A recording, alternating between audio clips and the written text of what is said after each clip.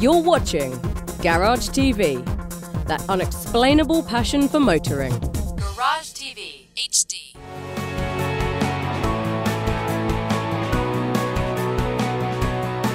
This is the MAZDASPEED 3. It's a brand new one, and nothing's really changed about it, and that's actually probably the best thing ever because the power was great when it came out. The fact that the suspension was a little bit stiff was great, and the fact that it's sort of a grand tourer is probably one of the best things out there for one of these cars because this car was made to be a sporty and very sporty and on the road. Things about this that were added back in the day were the stiffer suspension, sort of the low, downgraded, small tire on it. That way it doesn't lose its shape on the corners. And the fact that it's very simple, so you can pretty much take on anyone, no matter where you are. They won't think you have a lot of power just in that engine. That's actually one of the great things about this car. You can take on pretty much any little hatchback with something like this, and they will never know you're gonna win.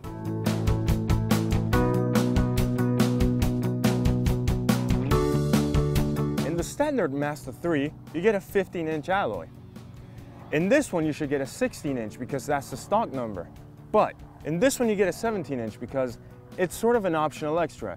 And it's actually an option that's been selected because it's better. With all that power under the hood, you need something that'll keep the grip going. And this does the job quite well. The brakes are slightly bigger. That way you get, well, better stopping distance out of a car that has 265 horsepower. That's actually quite a good thing because even though this car is slightly made out of metal and plastic, it weighs nearly 1.3 tons. And that's nothing. So those brakes, they're just gonna stop you in no seconds at all.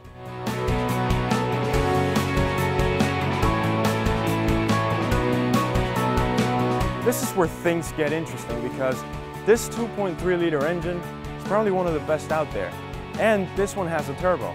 This being the Speed 3 Touring, you get 265 horsepower and about 240 foot-pounds of torque. That's actually amazing for a car like this. And something that every tuner out there, or kids that tune up their cars, want to do is put an air scoop on their car. This one actually has one stock, and it works. It's real actually. So you can see all the air comes out from here all the way straight into there. That way you can get more air into the turbo and into the engine so that you can get the most power at every single second of the day. So this car is pretty much a masterpiece for about $25,000. I couldn't ask for any more than that. Maybe closing the hood would be good.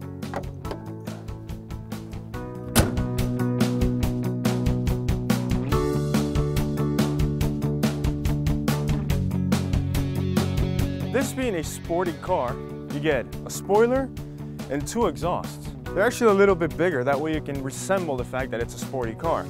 But it being a 5-door hatchback, you can tell that in here, it's very good with space. Let me show you. So you can see there's enough space for a huge bag, enough space for a little bag. You can put another big bag in front of it. That means it's spacious, and there's still enough room in the back for two normal-sized people. Let's see what the interior has to offer because a 5-door hatchback pretty much offers the full comfort of 5 people sitting inside on pure comfort, not luxury, comfort, and you still get that fun feeling every time you drive. So let's just see it. In here, you get pretty much everything. It's actually better than an actual hatchback because you get some styling as well. And you get a lot of styling for the price because this one, with the sat-nav and the wheels and stuff like that, costs about $27,000. And that's pretty good. That's actually great money for the amount of power and comfort you get in this car. Let me just tell you, over here, it tells you how many PSI you're getting from your turbo. That's actually quite cool. Other things, you get the sat-nav, the XM radio, simple stuff like that you get in pretty much every single car out there today. Things they did add in this car to take it away from the 2010 and under era was the fact that they put it a remote key starter. Just go press the clutch down and it just starts with that little button right there. Another thing about the Speed 3 is that it only comes in a 6-speed manual. And you want a 6-speed manual when you get to having a 5-door hatchback because With that amount of power, an automatic would just lose its grip. This one, you can actually handle it better pretty much everywhere you're going. Also, you get controls in the steering wheel, so you can check out basically what's going on in the car. And you can rev up to 7,000 RPM. I actually want to do that, so let's just go do it.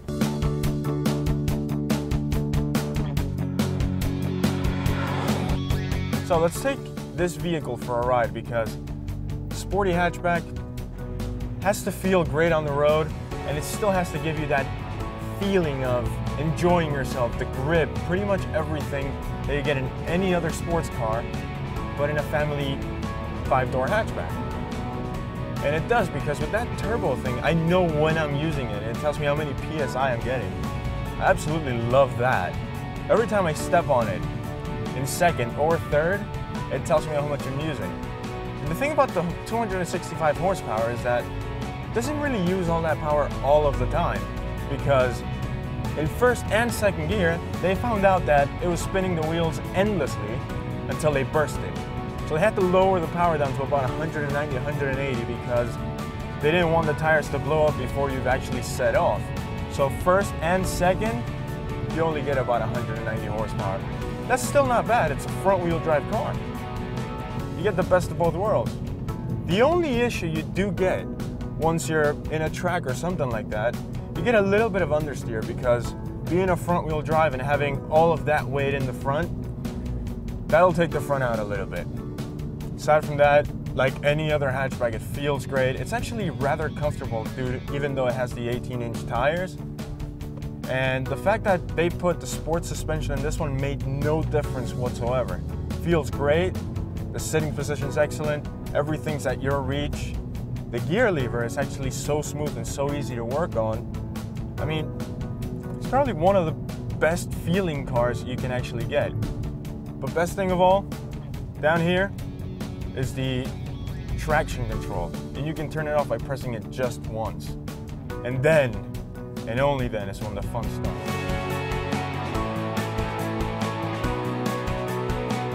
Well, that's the MAZDASPEED 3 for you. Thanks very much for watching. Goodbye.